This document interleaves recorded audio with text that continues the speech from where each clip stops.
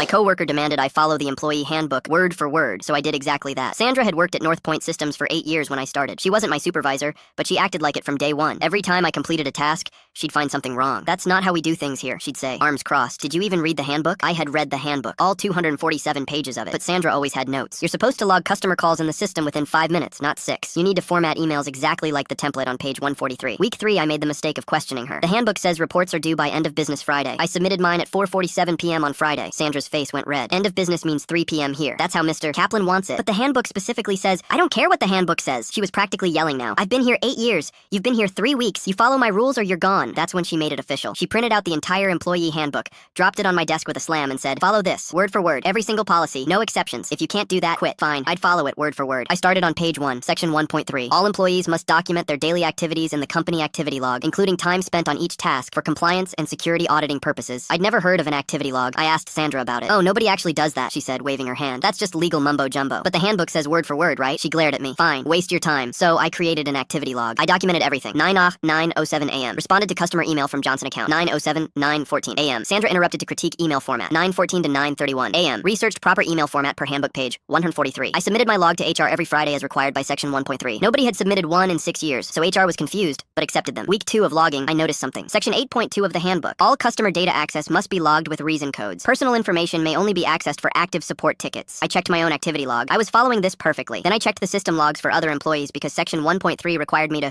verify team compliance with handbook protocols. Sandra had accessed customer files 43 times in 1 week. No support tickets, no reason codes, just pulling up random customer data. I documented it in my activity log and submitted it to HR. Section 12.7. Employees may not use company resources for personal business. I noticed Sandra spent 90 minutes a day on Facebook. Documented. Submitted. Section 9.4. All software installations require IT approval and security screening. Sandra's computer had 14 unauthorized programs installed, including 3 that were flagged as security risks. I documented the software names, version numbers, installation dates. Submitted. By week 4, my activity logs were 40 pages long. HR called me in. "This is very thorough," the HR director said, flipping through pages. "Nobody's ever actually followed section 1.3 before." "Sandra told me to follow the handbook word for word," I explained. "No exceptions." The director kept reading. Her expression changed. "These compliance violations, are these accurate?" I documented everything exactly as it happened. "And you're saying Sandra has been accessing protected customer data without authorization?" 43 times in week 2 alone. The full log is on page 18. The director's face went pale. "This is a HIPAA violation. We could be fined $50,000 per incident." She stood up. "Thank you for bringing this to our attention." Sandra was fired the next morning. Security walked her out at 8:47 a.m. She screamed at me across the office. "You did this. You ruined everything." "I just followed the handbook," I said, word for word. Turns out Sandra had been stealing customer data to sell to marketing companies. FBI got involved. She's facing federal charges now. Lost her pension. Everything. Mr. Kaplan promoted me to Sandra's old position last week. My first official act was updating the handbook. Page 1 now reads, "All employees must follow these policies exactly as written, word for word."